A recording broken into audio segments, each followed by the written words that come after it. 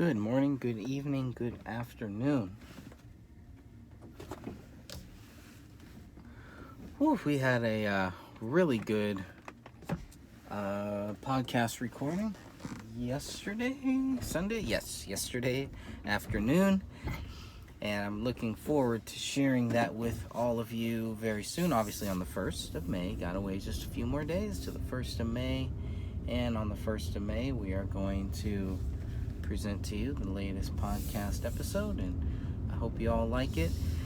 We are now in the process of focusing on item 57. So we covered the first half of my chapter, Suspicious Activity,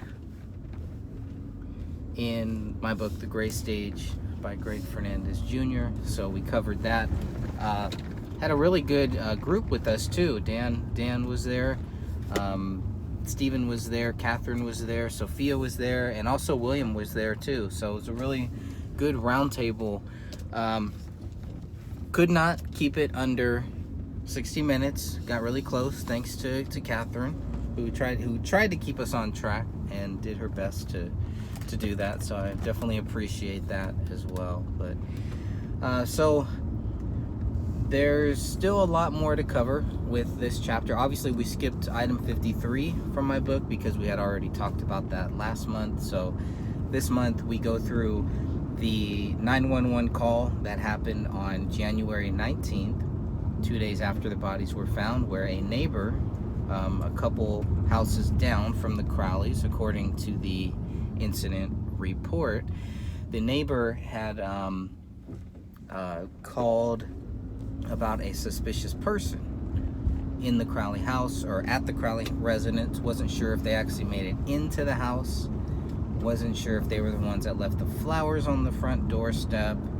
And so then we kind of track it back. We look at the timeline of how much time. If the witness is correct, they had about 20 minutes to get into the house and to get out. They got out before the cops showed up, so that's another interesting point too.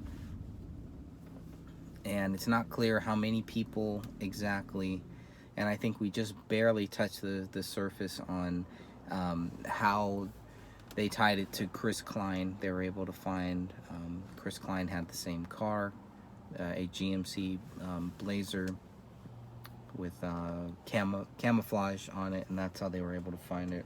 Not exactly sure but those are kind of the details, the vague details of how they were able to connect this 911 call. So that's really the main focus of the first part of the show, is really just focusing on that 911 call. What did the 911 call say? Then we get into item 57, what item 57 is, how much that it weighed, who it was tied to, etc., etc. So it does kind of, looking back at it now, I'm thinking, man, it kind of skips around. That was a tough chapter to try to get in order, and I still feel like it should have been rearranged differently. I'm not really happy with the way that I arranged that chapter. It's one of the things that if I could go back and change, that would probably be one. And you never know, there may be an opportunity to do that, to go back and make some changes.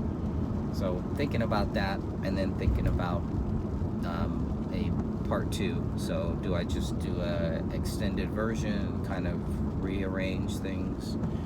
And so anyways, just way off thought there. But so it was a really good show. It was mostly focused on just that, on item 57, not really focused on how on what happened inside of the house. So that will be for next time, for next month. So for June, the Suspicious Activity part 2 will happen, and that will be more focused on sorry, remember, I'm driving here, folks. That will be more focused on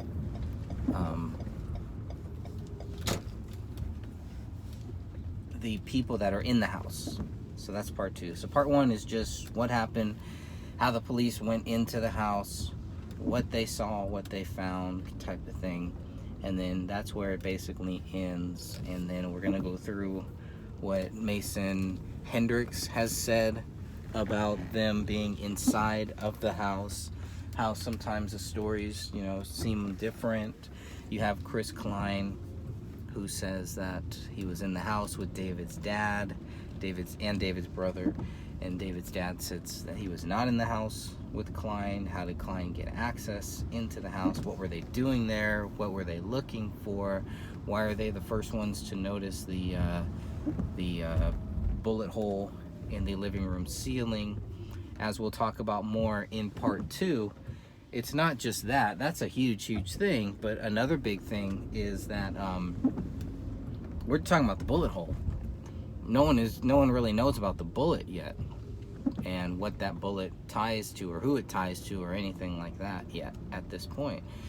So that's another very important point too, that I think is we're gonna have to discuss and keep discussing, because it's not just the bullet hole, it's also the actual bullet. So we'll get to all of that in the near future here, most likely. One more hour, or one more month actually, and we'll discuss that.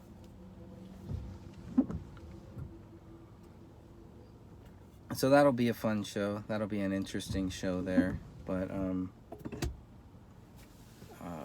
let's see. I think that was pretty much all I wanted to just. I mean, I thought the show turned out really well. So I was really happy with it. And I wasn't really prepped for it. That was the other thing. So I wasn't really sure how it was gonna go, how good it was gonna be, how would it flow. But I thought it went really well. I thought everybody did a really good job of contributing their parts to it, and giving their thoughts on it. And once again, I walk away thinking, man, forgot about this, forgot about that. Not in the discussion, but in my book. It's like, that's why it's good to do these, because then it's kind of the commentary. You know, I get to work on some of the commentary of things that maybe I like, that I wanted to include in the book, or maybe even things that I felt maybe should have been changed a little bit, things clarified, because I had gone through my photos and through the documents looking for this incident report, and I could not find it. I could not find it in my digital documents. And I know Dan Hennon is looking for it, and it's got to be somewhere. I know I got it from him, so he must have it somewhere in his documents for sure. But so hopefully we'll get to that, and I'll be able to kind of figure that one out. But what I did find was the physical document, so that was just as good for me. That was just as good to find the physical one. I had made 2 copies of it, which is interesting too, but I'm glad that I did. So we'll definitely get that in a digital form so that people can look at it. And there's really not too much there. There's not a whole lot there, but it's pretty interesting who the neighbor was, what the neighbor saw, you know, how long were they there, 15-20 minutes. So the incident report gives you all of those dates and times, when the call was made, when the first officer was actually notified, when the first officer showed up, all that. So I tried to put that in my book to just make it flow better. And so there wasn't anything in the incident report that I felt that I missed, but I still always like to have the actual document to make it easy for people to go and kind of check on the document too. So that's the goal.